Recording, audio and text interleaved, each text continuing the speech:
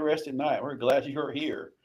Now we finally got to go live from Marshall County Public Library. It's been a evening of technical challenges, Yes, it has. and the stupid thing is, I have no idea what. I have no either. Just nothing's working, and here we are. Hey, we're live. Yeah, I just got the indication. well, good. Okay, so Good evening. so we wasted time trying to figure this out. Uh, we're gonna finish off Daniel's. What's the word I'm looking for? Interpretation. Interpretation of the dream. Uh, this has been a rough one from all the different he's, theys, and nows and those in this. Yeah. Just wait till we get to the begots. Is Babylon still a word then?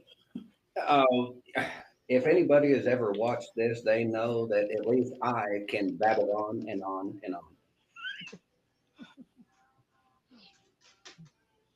And But the other is just as extreme. I either talk too much or not at all.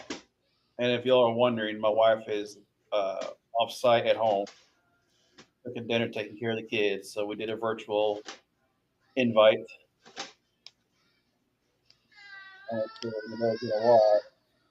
That's okay though. We're still gonna get the word out some way. So what did you get from the last? Was it 15 verses? What we did on the last episode, I believe, is we discussed the interpretation of Nebuchadnezzar's dream and then got into Daniel's dream. Right. But we stopped before the interpretation because honestly, there's so many places this could go. And for time's sake, we are probably going to have to basically just cover the rough interpretation from scripture. Might babble on just a little bit, but as far as pulling all the threads that are attached to it, I just don't know that we have time this evening. Right. And not that we wouldn't take the time. We're on leased space and we only get so much time. Right.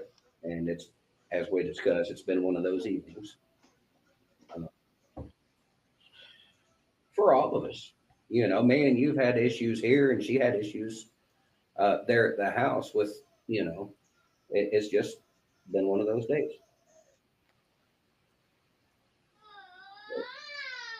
Electronics are great when they work. Been there at Daniel 15. Yeah, I'm trying to get to my notes here. Mrs., are you ready? I'm ready. Go, bang.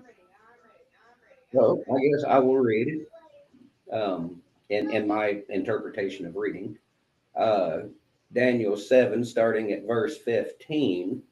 And for translation's sake, it's the NLT cross reference to Hillbilly.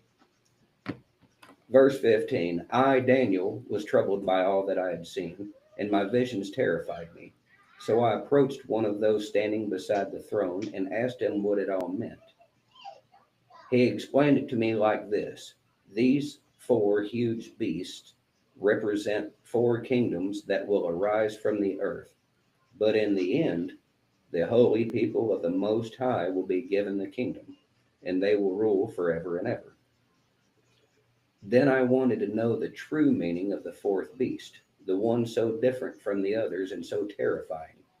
It had devoured and crushed its victims with iron teeth and bronze claws, trampling their remains beneath its feet. I also asked about the 10 horns on the fourth beast's head, and the little horn that came up afterward and destroyed 3 of the other horns. This horn had seemed greater than the others, and it had human eyes and a mouth that was boasting arrogantly. As I watched, this horn was waging war against God's holy people and was defeating them until the Ancient One, the Most High, came and judged in favor of his holy people. Then the time arrived for the holy people to take over the kingdom. Then he said to me, the fourth beast is the fourth world power that will rule the earth. It will be different from all the others. It will devour the whole world, trampling and crushing everything in its path. Its 10 horns are 10 kings who will rule that empire. Then another king will arise, different from the other 10, who will subdue 3 of them. He will defy the Most High and oppress the holy people of the Most High. He will try to change their sacred festivals and laws, and they will be placed under his control for a time, times, and half a time. But then the court will pass judgment, and all his power will be taken away and completely destroyed. Then the sovereignty, power, and greatness of all the kingdoms under heaven will be given to the holy people of the Most High. His kingdom will last forever, and all rulers will serve and obey him. That was the end of the vision. I, Daniel, was terrified by my thoughts, and my face was pale with fear. But I kept these things to myself. And that is the end of Daniel chapter 7. And there's a lot there. There are similarities, direct similarities between Daniel's vision and the one given Nebuchadnezzar in chapter 2. Yeah.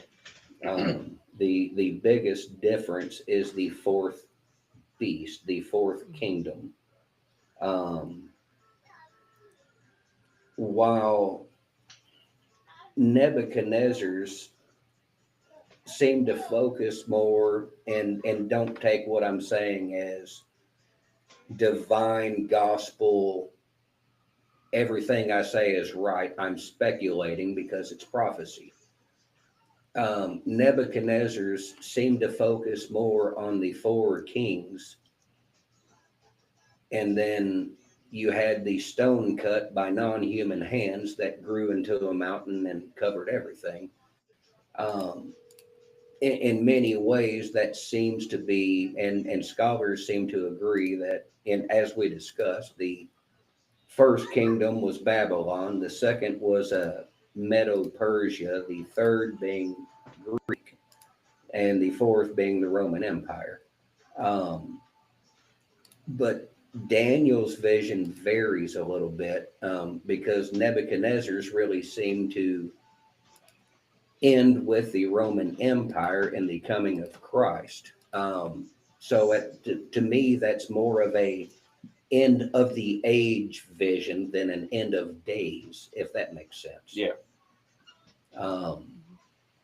Where Daniel's vision follows along those same lines, but if you have been into Revelations, there are some, what would you call it, coincidences between the fourth beast and then the beast from Revelation. So it really seems that, while Daniel's does follow suit, it then jumps to end time rather than end of the age. At this point, I am basically going to look at the missus because I know she's got a stack of notes. And, like I'm doing this off of memory. Yeah, It tells me in 16 says something about it, that he was an angel like Gabriel. I believe it covers that in chapter 8 as to who he was actually speaking with. Okay. But he the way it's portrayed in this particular vision is that he was still within the vision. Right. And one of those present in the vision he asked and was told. So it's not like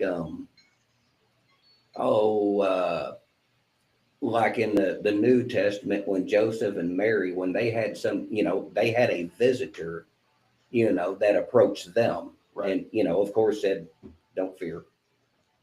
Which if we ever seen an angel and knew it was an angel, they're going to have to say, don't be afraid, because we're probably going to be afraid. Yeah.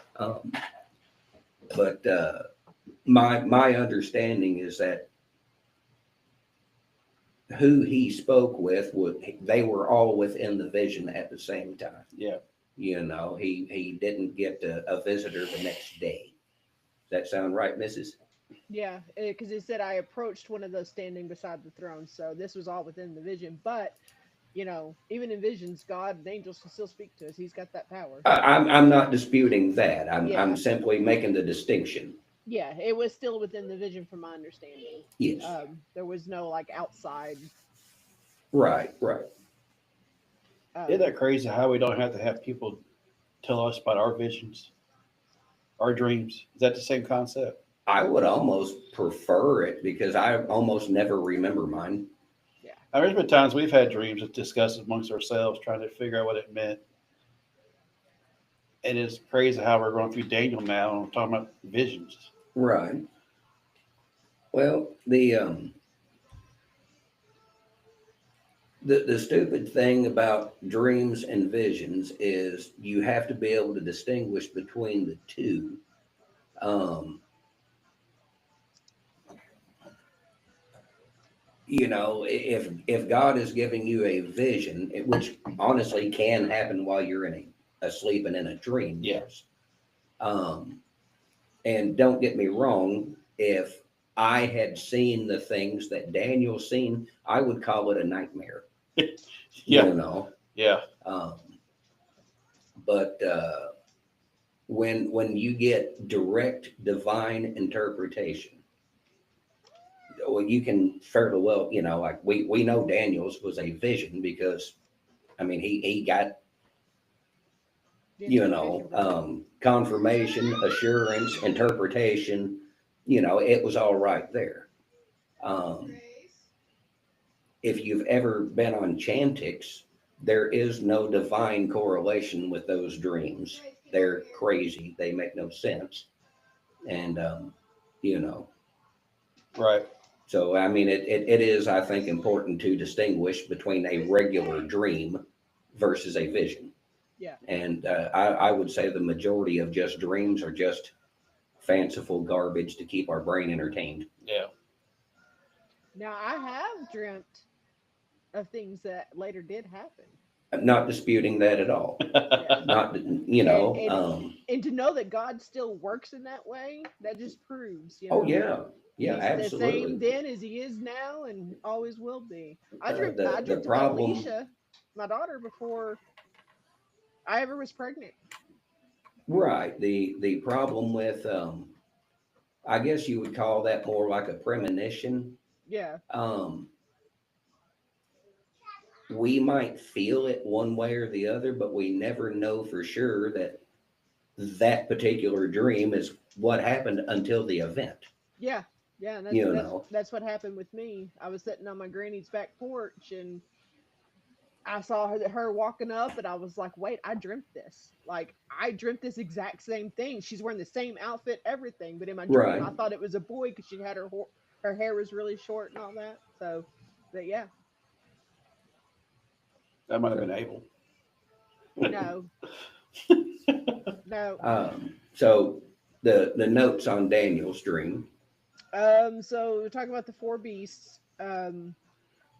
The first beast, and had the lion with the eagle's wings that were plucked out, and it stood up on its feet. And again, we discussed that was more than likely Babylon, Mhm. Nebuchadnezzar.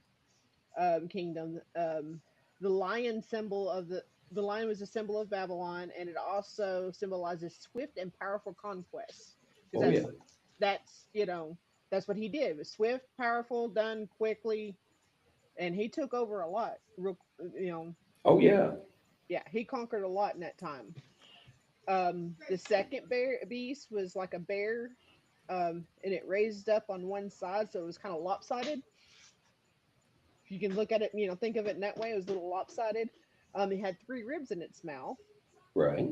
Um, and it was saying, arise and devour much flesh. The lopsidedness could mean uneven powers because that was the Medes and the Persians. Right. One was more powerful than the other, so that could be like the uneven power. That's why he was lopsided. And then the devouring much flesh, that was probably why the ribs were in his mouth. I ran across something where somebody else had a different explanation for the ribs, and I wish I could remember it now. Not saying that you're wrong, it just it's prophecy. Right, right. Um, That's what it could be, you know. right, And right, and I right. and I saw another one where the bear actually represented the Persians and the ribs represented the Medes because they were weaker. So you know, it's again, And that it's makes a certain amount of sense too. yeah. So either way, I mean, they both make sense, but Right. so when it comes to the Medes and the Persians, it was saying that it symbolized brute strength and forceful, violent nature. That they were very violent in their conquering of different. Um, Yeah, my understanding is Cyrus was probably one of the first FAFO leaders that was ever out there. yeah, yeah, Um, they didn't play around basically. no, and had no sense of humor about it. And I was kind of questioning about that, where it said that they said to arise and consume, and it doesn't really say who they is. Right. It could refer to the people of the, their constituents, I guess you could say, whatever. Um, Yeah, that would make a certain amount of sense. There was I don't know a lot about that specific history, but there was a lot of, shall we say, national pride from the Roman Empire Yeah. about, it's all for the good of Rome, the benefit of Rome to conquer, um, but their idea was it was also they were civilizing the world. Right. Um, it's a missionary with a sword. Yeah. yeah. We Um, have a lot of that going on now, yes. Yeah. but that's another discussion. His history always Oh. repeats itself. Yes. Ooh. Yeah. If we had more time, I would get on a little rant. Oh yeah, I get it. I'm with you. That's a whole nother I'm- podcast in itself. Oh yeah. Can't we all just get along? You remember what happened to mean- the guy that coined that phrase? I mean, I'm just the gist of it. Can't we all just get along No, and No. quit arresting people for stupid crap? no, That's all I'm gonna say about it for now. no. The biggest problem is that the majority of people that even claim that they are live and let live and don't want to control anybody, if you ask them what their beliefs are and this and that,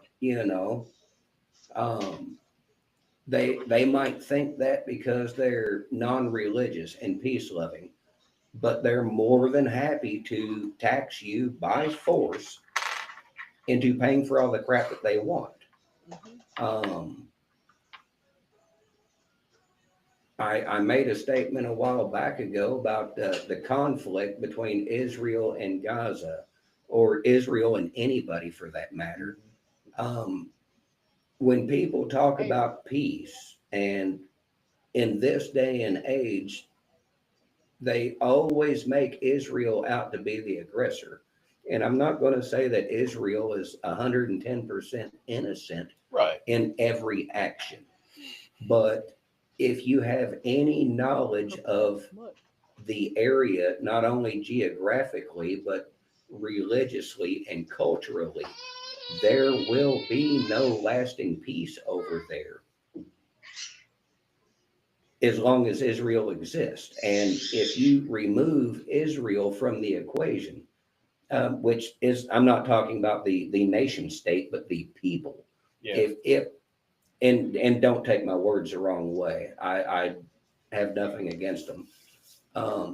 But if we had this make believe world where the Hebrews no longer held claim or even wanted to be there, let's just say that they're not even on the table at this point, the Muslim tribes would be fighting each other over it. So it's not even specifically like Judaism and Christianity and Islam all fighting. If you removed Christianity and Judaism from the equation, the Muslims would be fighting each other. Yeah. There is not going to be any lasting peace over there Yeah. under these circumstances, period. Yeah. Well, I mean, look how many Christians fight against each other. Like, that's Yeah, just, yeah. I'm not. mean, A lot of people I don't think understand. Islam is a very widespread religion, and I get that. And what do they call that? Like the 60-40 line, something like that. But if you had a picture of the globe, there's a whole band that is like 97% Islam. Yeah. And a lot of Africa coming through the Arabian Peninsula, and a good portion of your Asian areas are Muslim. Yep. Now, as far as all of Islam does not fit what I'm saying, on the Arabian Peninsula with Saudi Arabia, Iraq, Iran, Afghan, that area, it's very tribal. What was the Afghans conflicts about? The Sunnis versus the Shittites or whatever. I can't pronounce it, so I'm probably wrong. But it was two separate tribes that were warring against each other. That is their culture. Some of the tribes get along and some of them don't. Right. And where there are a lot of people that are trying to make the case for, well, Islam is a religion of peace, you need to look at Sudan currently, right now. Yeah. Get out of your box. Yeah. Now, don't get me wrong. I am not sitting here accusing every single member of being a bad person. But there's a problem in there. So where are we at on the dream? We interpreting we're We about need to hit get on third- the third beast. Yep. third. Beast. Third beast. Mhm. That was The leopard with the 4 wings and 4 heads. Well, that sounds like some there kind was of that. Little Nicky episode. Verse 6. Then the third of these strange beasts appeared, and it looked like a leopard. It had 4 birds' wings on its back, and it had 4 heads. Great authority was given to this beast. Do you have a lot of notes on that one? From what I got, it could be the Alexander the Great. Okay. Because because he left no living heir, so after that, the 4 generals that led are the ones that took over. Yes. There's a little bit that I would like to add from one of the other interpretations that I've looked at. I do think that the leopard probably was like the sigil of Alexander, or his standard, so to speak. And not only were the 4 wings the 4 portions of his kingdom that was divided up with the 4 generals, but he conquered so swiftly. If you go back to the vision, it was portrayed that this leopard moved so swiftly that it didn't look like he was even touching the ground. Yeah. All right. So you're talking about Alexander conquered most of what the known world was to them by 32, 33 years old. Yeah. And he was only in reign for what was like 10 years. Like, it wasn't Something very like long. that. He was young when he came into power, especially by modern standards. But he already had Greece. He was Mesopotamian, so that was included. But as you come around Constantinople, he took it. Yeah. Coming on around, so like he took modern Turkey, coming into Syria. He was in the Holy Land because he fulfilled the prophecy against Tyree, however it's correctly pronounced. So like he completely messed that city up. I want to say he actually got into Egypt some. I don't recall how much of Africa he might have got involved with, but made it as far as India. Right. So we think about stuff like that, and travel was different back then, especially when you was conquering and traveling with armies and whatnot. You can't move 1,000,000 men in a straight line all the time. You have to go where there's water and there's food and there's room for all these people to go. Yeah. So to not only cover that much area, but to conquer it in the process, that was quick. Yeah. That was very quick. I went back at my notes and it says that he ruled from 331 BC to 323 BC. So like right under Yeah, 10 what's years, that? 7 years? roughly. Yeah. Yeah. And that was one of the things that it said it symbolizes rapid movements and quick conquest. Like, Right. And he wasn't at war in the saddle every day, Um, I mean, let's face it, everybody takes a break or a day off. Yeah. yeah. Like to, at least, anyways. Well, if Babylon was considered one of the ancient wonders of the world and he took it, I'm going to say he probably spent a week or two there. Just guessing. And to tell the people of today, Babylon, we discovered, was Iraq, didn't we? Or is The now. the best understanding we have is the city of Babylon would have been in present day Iraq. Right. Now, as far as we would actually have to look at a map to figure out what was the Babylonian Empire of Right. the time. It could have covered way more than that. It Oh probably yeah, did. yeah. And I remember when we first started talking about Nebuchadnezzar's dream, he talked about the different empires. But he didn't cover them all, and he didn't even touch all of them in the region, because the Assyrian Empire has been there the whole time Mhm. and never came up in vision, which tells you how important it is in the grand scheme of things. Yeah. But that's just, one of them ADHD moments. Yep. So we got Alexander's, the Greek Empire being the third beast. Yes. And then it says the fourth beast was dreadful and terrible, very strong, had huge iron teeth, devouring, breaking everything into pieces, trampling the residue of those pieces with his feet, had 10 horns with one little horn that uproots 3 of the other horns. Right. And that little horn actually had eyes like a man and it spoke very boastfully. Right. Didn't we say that little horn was like having a good guy and an evil guy on each shoulder, so to speak? No. In the context of this, I have to lean against that. Okay.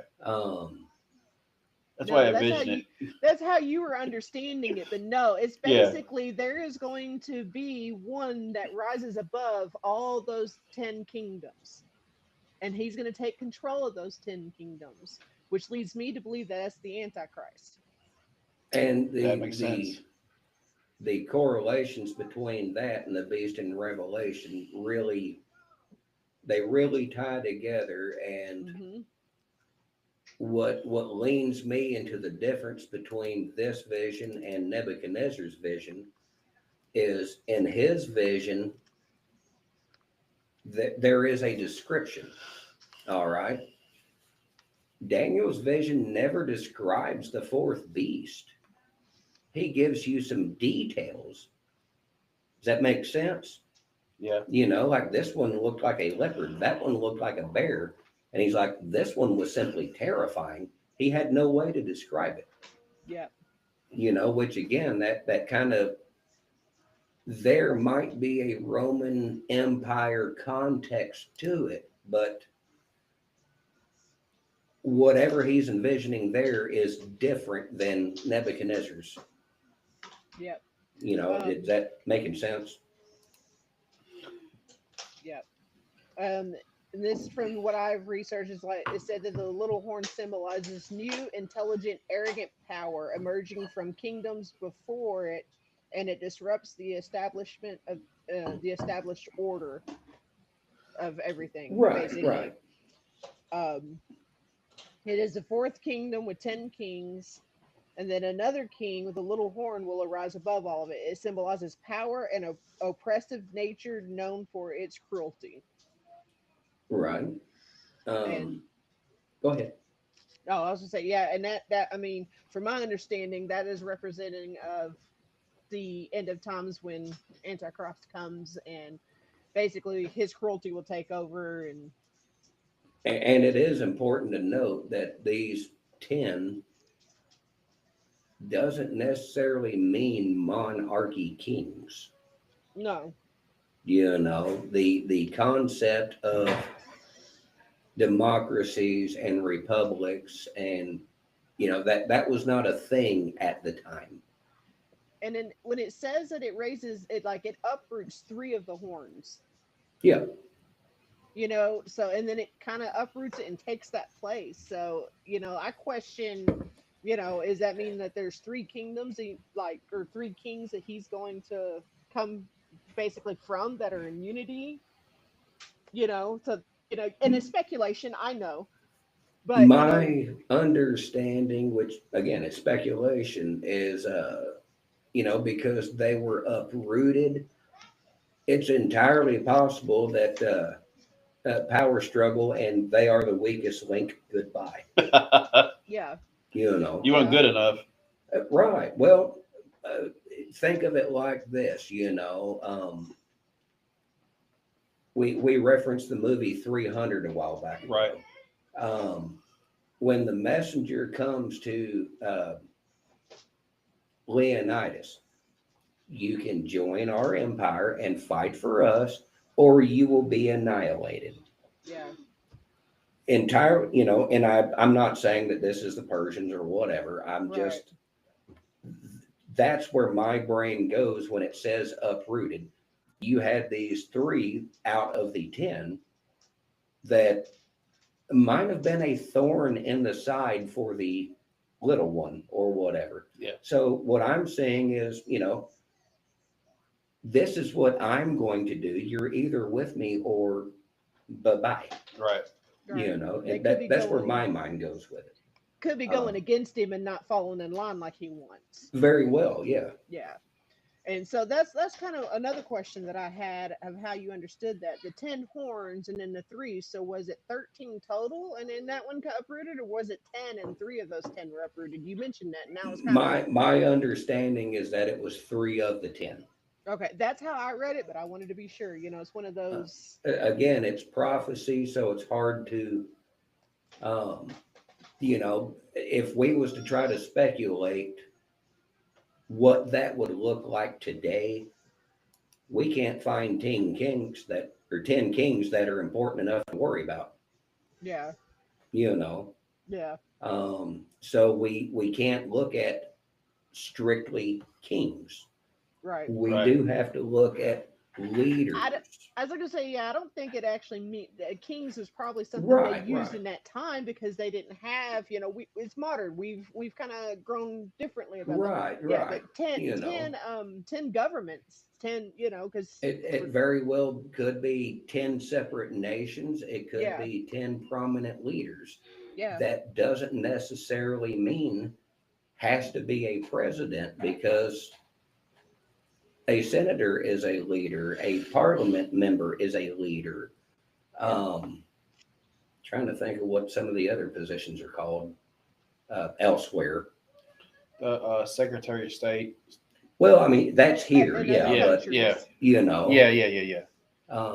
Prime ministers are, so what you're looking at is in a prominent position of leadership, so to speak. Yeah, Uh, that's the way I was seeing it too. And you keep right. referencing Revelation. Um, Revelation 13 is where I believe most of that is. Just kind of Right. throwing that out if anybody wants to kind of dig deeper into that. Well, But I believe in it's Revelation next 13. episode, we will probably dig deeper into that. But for time's sake, we're just going to push the button. Yeah. No, I just like if anybody wanted to, if Right. they had a reference point to look at. But yeah, because it was in my notes too. It has 7 heads and 10 horns. Okay. Okay. So Interesting. yeah. So, So yeah, then- you want to dig into that next time? We'll finish Daniel.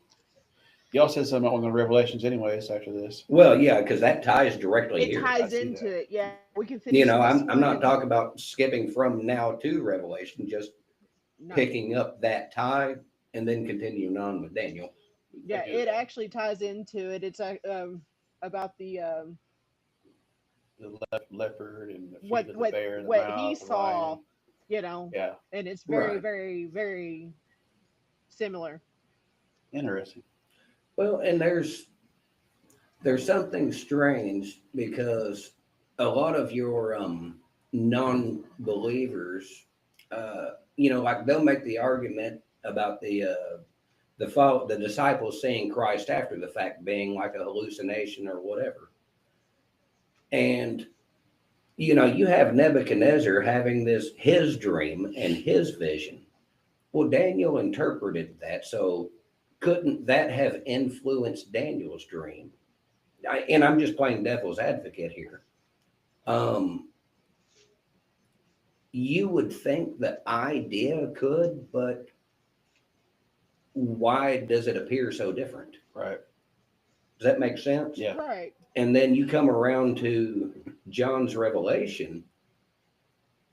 Yeah, if John was a good little Hebrew, he had probably read Daniel. Good boy. Yeah. Yeah. So would he have had access to Daniel's writings? We can assume so, yes. Yeah. Can you make yourself dream something that you've read? No, I mean, The problem maybe. with the whole like hallucination idea or forced vision, so to speak, or even an influenced vision, is when you go back to like the disciples seeing Christ. If me and you did a controlled situation where we was going to take hallucinogens or whatever, we will not have the same hallucination, No. period. No. So that throws it out of the water. Nobody, I mean- and to my knowledge, especially in the 60s, they didn't do experimenting. They did full-blown research, Yeah. But to document, no two people has ever had the same Exactly. dream, hallucination, whatever. Mrs. And the other part to that is if he was pulling it from what he already interpreted from Nebuchadnezzar, why did he stop in his vision and ask somebody what's going on? What does this mean? Absolutely. I mean, Because he already knew what Nebuchadnezzar. Yeah, he wouldn't have asked. And then I guess we'll catch up from the Revelation and do talk about the heavenly court next time too, because that's a key thing into what happens next. Oh yeah, the Ancient of Days, the Christ reference. Like I said, there's a lot to pull out. Yep. So we can pick up there next time, I guess. But yeah, I mean, Where we at? having dreams like that would scare me. We got about 20 minutes. We're still good. Okay. So what do you think of the dream or the reason why we're going through Daniel? I've had several people ask, why Daniel? I said, well, why not? Faith. I mean, it's in the Bible. It's talking about faith. It's talking about how he was just, 14 years old going through this, 17, 16? Not at this particular time, Right. but In yeah, the beginning, when he was a teenager. Yeah. right, yeah, I when mean, he's his a captivity teenager. started, yes. Doing what God told him to do and basically disobeying his king in a way. And just basically having faith in God's going to get him through it. The So reason what do why, you, what, go ahead. I was going to say the reason why I wanted to touch it is one, is because we have been talking about faith so much, and we've been doing people of faith. And I had this book that I had got from a consignment store, and I started reading it, and I was like, hey, this is a lot to do with faith, a lot to do with faith. And we've had our boys on here; they're about that age. Imagine, could you imagine our kids going through that and how they would handle it? Not like Daniel, I'll tell you no, that. you no, know, Well, and no. you also have to figure in, like we discussed probably 2 episodes ago, with Daniel, Shadrach, Meshach, and Abednego, everything that was coming at them was designed to separate them from their culture and their heritage. yes, Their names were changed, their food was changed. The whole bit about the lion's den was because they were told not to pray Yeah. To their God. The whole bit about the the furnace, furnace, because they didn't bow down and worship a a false false idol, god. So, like, don't get me wrong, there's so much of our culture today that is Yeah, trying to move things away from God and away from faith. you know, Theirs was a lot more direct, Yeah. you know. and in my study, or where I've been studying, chapter 3, which we're going to get into later, something actually kind of come to mind. And it's like, people say, well, I don't really believe in anything. Well, everybody believes in something, whether they realize it or not. You either believe in God or you don't. And those who don't have something they believe in, if they don't believe in any entity, I mean, it could be themselves, pride, Right, like putting them, like Nebuchadnezzar, he tried to put himself as, you're going to right. worship me, you're going to bow down to my gods, and you're going to do what I say, trying to lift himself up. Well, not only that, but I ran across a bit where this guy, I believe, is a comedian, but he said that somebody approached him and, asked him about God or if he knew Jesus. And he's like, I don't believe in that.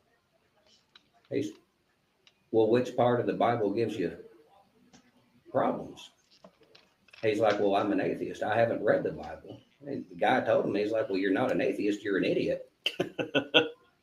How do you believe in He's something? like, Know if you believe it or not if you haven't read it. that was the point he was being made. He's like, you're not even smart enough to be, Yeah. because you don't know what you're talking about. Yeah. It's no It's matter like what I you hear tell from my other kids people. when I cook for them, hey, how do you know you don't like it? Have you ever ate it? Then Now, you there's don't certain know. things that I could go, I understand your argument, but like, I don't like mushrooms and I can smell if they're in there. I can tell you flat out I won't like it.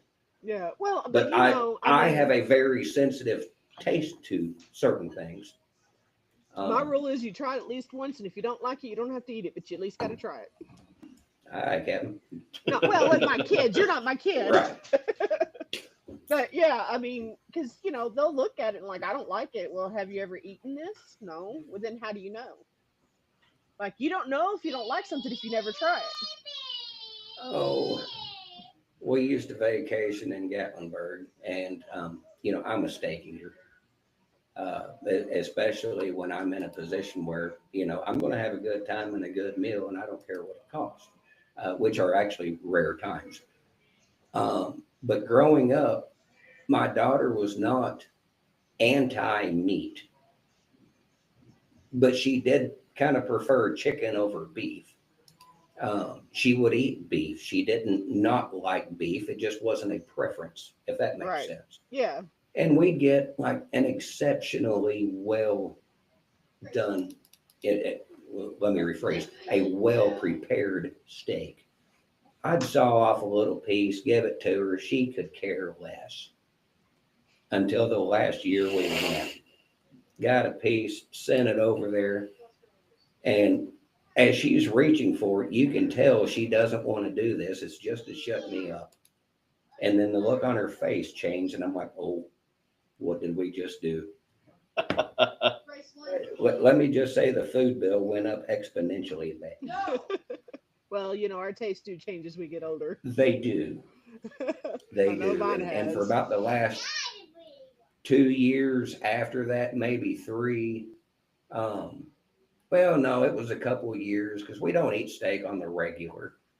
And at that time, up until, like she started driving and started dating a little bit and whatnot, if we were at a restaurant, hey, Dad, order that steak I like. She didn't care, But I can remember getting phone calls and text messages like, what steak is it that I eat? What cut? And she's got it figured out now. A couple years ago, she got a 3 or 4 pound sirloin from Wow. Doe's. And, I've posted a picture of it, and it took her a couple of days, but her little tail did put a hurting on it. Not in one sitting, mind you. But yeah, things changed. Yeah. So yeah, next week I guess we're diving back into Daniel, the 4th beast, the beast of Revelation. You say it was chapter 13. Yes, Revelation 13, from what I could remember in my notes. Right. So We'll find it regardless. yeah, I believe it said verses 1 and 2 is what it started discussing it.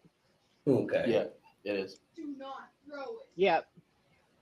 Yeah, 13, 1 and 2 is talking about the beast itself. So that's the beginning of Okay. it. So yeah, good times. I Sounds like we're wonder getting if a it's flood raining. outside. Is it raining? Oh yeah. It's thundering here. So what are you hoping to get out of this, Chris? I answered. Get out of what? Reading Daniel. Oh,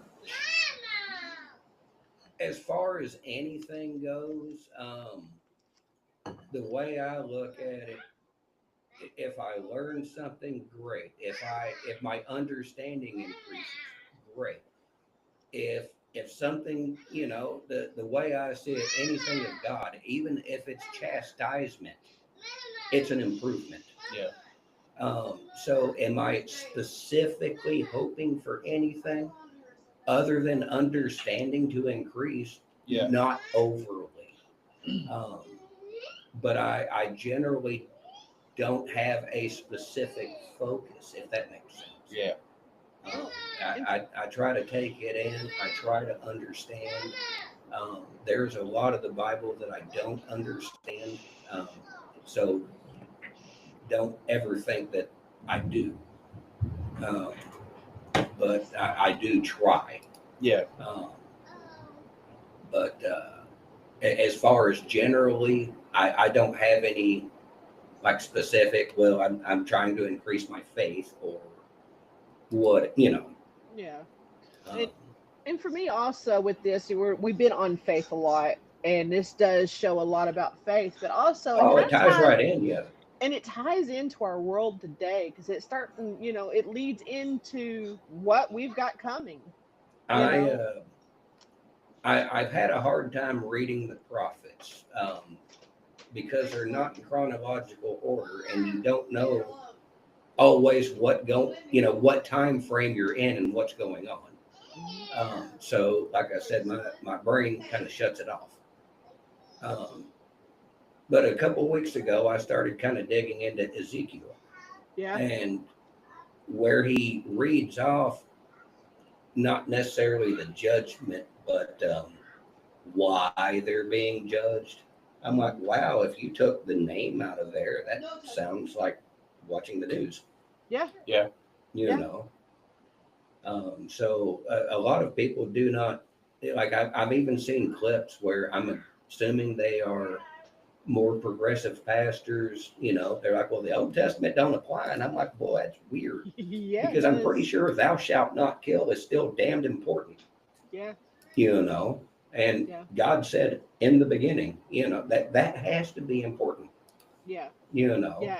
It does tie, because I mean, how many of them talked about the coming of God or Jesus, the coming the end of times, Antichrist. Ezekiel talked about, things that Daniel's talking about. I mean, Abraham held on to a promise, and he only got to see like that much of it.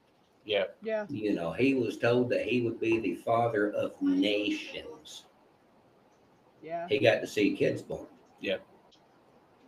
that's not, he did not get to see the fruit and fulfillment of that, but Right. he held on to it. Yeah. You know, Hey, pull that door too, so they don't rain in here. It's probably Gabe. Sorry, It is. kids. Sorry. But they're yeah, fine. I wanted to kind of learn more about, what we have to look forward to. I mean, we're getting closer for sure. Oh yeah, And I want to learn it. I still hope that a lot of the tribulation aspect I never see, and I don't want Yeah. my kids to see it either. I No. honestly don't want anybody to see it. Yeah. Right. You know, but Um, it's coming whether we like it or not, right. and I want to be prepared. that's And as much as I want to be prepared, I want other people to understand it and be prepared. So that's one reason why also that I kind of want to go with Daniel, because it leads into Revelation and it's all tied together, and we'll learn it all together while we're teaching other people. I oh, mean, absolutely. There are. I remember a gentleman that I used to work with. He told me flat out, it's like, you will not understand Revelation if you don't take in the prophets, yeah, because there's so many of them that talk about, and they all tie directly. yeah, You know, not even like, well, it's kind of no directly. yep, You know, yep. And I think, definitely now is the time for us to learn this and to yeah, get I that word don't. out, because there's so many people who are still like, oh no, it's not, no, we're getting close. Like, Well, it's obvious we're getting close, and it might not happen in our lifetimes. For us, I for God, I it's had different. somebody make a comment to me a while back ago that they liked the pastor that they were going to and whatnot, but the message was always end times, unless it was Christmas or Easter. Um, and I explained, I was like, well, they are most likely an end times pastor. Yeah, They're like, yeah, but they always say, well, it's getting closer. I'm like, the stupid thing is, like, every day is one day closer. yeah, I said, and the downside is that Paul, Matthew, Mark, all of them thought that they were in the end days, that Jesus is being gone was, like, oh, he'll be out a couple years, Yeah. but they fully believed that they were at the end. And, you have to understand that when it says the end times, that's for the entire age. Yeah. well, I mean, how do we not say that we're not, though? I mean, it says it right here in verse 25 that he will try to change their sacred festivals and laws. What's happening now? Well, on that part, you'll have to be more specific. Well, Um, I mean, how many like, and I'm not trying this to be judgmental or saying this to be judgmental in any way, because we love everybody. We don't like the sin, but we love everybody. I mean, legal marriages between same sex. well, I I mean, can. there's several laws that have been already started being changed. The transgenderism, all of that. I'm not disputing where you're saying, um, and I do think that there's a certain part of that that ties in, um, but my understanding, again, prophecy. I'm just speculating, Right. and yes, there is a lot going on that is a um, Bible says it's wrong, and these folks say, well, the Bible's wrong. So there's a lot of that going on. Yes. My understanding of a lot of the end, like the Daniel 7, my understanding is that they're specifically talking about the Hebrews. Not that it can't apply, but we don't observe the festivals. And what does that make sense? Yeah. You Oh, know, rice, put them in the microwave. we don't the closest we really get to observing the festivals is Easter, which would have been Passover, Mm-hmm. Oh, there's a couple others, but we don't even recognize them for what they are. Yeah. But my understanding is like when the Antichrist comes, he's going to be redefining what all that is, if that makes sense. Yeah. And there is a certain part of that that already has taken place. Yeah. Well, Which and that's what leads I'm me to saying believe, well, if the tribulation and whatnot has not taken place yet, then whatever they're speaking of, because a lot of that's confined to about a 7-year period, Right. yeah. then what a lot of they're speaking of is going to be far worse than what we have already witnessed. Well, if that yeah. makes sense. Yeah. No, I'm saying like this is the beginning. Oh yeah, It's yeah. the beginning of it. That's what's like. How can you not? You look at the world today and you see that it is the Oh, beginning of it the for sure. I'm going to say yes and no, because again, there's there's certain aspects that 20, 30 years ago we would have never thought we would have to argue about. Yeah. Mm-hmm. The problem is, if you go back into Ecclesiastes, there's nothing new under the sun. Oh no, it's not. So whether we call it pride, whether we call it affirmation, or whatever people are rattling their cage about, it's nothing new. No. You know, it might be rebranded. They might be calling it something different, but it's nothing new. Yeah. Well, it says that coming towards the end of time be like the days of Noah. Yeah. I mean, so I mean, like I said, history repeats itself. It's just Well, the funny thing is, a lot of Christians are mocked and made fun of and whatnot, which, fine, I get it. I'm pretty sure, I'm pretty sure the scripture says something about its foolishness to an unbeliever. Yeah. But Noah was crazy until it started raining.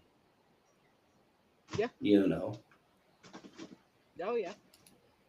So, all of the, no, don't get me wrong. I do believe there are false prophets and false preachers out there. Yes. Which is a completely different episode. But yeah. That might be a series. Yeah. That might be something. That might be something to step on around Thanksgiving with all the. I don't know. We'll see how far we get in the Revelation. These, soft preachers too. Progressive preachers, as they call it. Hey, we don't want your kind in our congregation. We like the way it is. You got to go down the street. Or should I say, modern day preachers that I'm reminded of that line from the Patriots. Like, well, am I that kind? He's like, no, you're the kind that gives that kind of bad name. Yeah. But all right, we wrapping up. Yeah, unfortunately, we'll hopefully get everything worked out by next week. That's a whole new set of problems. Yes. Yes. And why are we not going to worry? God's got this. Well, he says specifically, don't worry about tomorrow. Today's got enough problems. Yes, it does. Yes, it does. I was like, what am I seeing that's pink? He's got the fridge door open. There's something on my fridge. Oh. I was like, what is pink? Like, where's it coming from? That penguin's going to be tired. Tell him to shut that fridge. But all right, it's been a blessed episode. We're going to, like I said, when we're dealing into the prophecies and whatnot, there's so many threads to pull. Yeah. I mean, you almost, if you try to comprehend it all at one time, you literally turn into the Mad Hatter. Yeah. You just, Literally. Yeah. Literally then. Yeah. Literally then. Glittering man. Well, thank you all for joining us tonight. We're going to try to get more proactive of uploading videos. We're talking today, the wife and I. We're going to have 7 videos for 7 days a week. I'm going to find a way to get them to you so you can post them also to your Facebook. Actually, I may just have you share it to TikTok. We'll post them to TikTok, just have you share it that way. Probably. Right. We do have a TikTok. You have TikTok? No, I'm only on one social media because I don't like people that much. Well, Okay, we'll just let him share it on I've never Facebook then. you know, I get that every platform is a little different, and I get that. Yeah. But I've never understood the need to be on every social media, because chances are your same buddies are on every social media too. I don't know what I saw walk by, and I say that because it was peripheral vision, so I really don't know what I saw, other than folks walking by. Come on, in Jesus' name. Did you? I think. Anyways, Squirrel. yeah, that was a big squirrel, literally. The squirrel from Danny Go. Anyways, well, thank y'all for joining us tonight, and y'all have a good night, and God bless.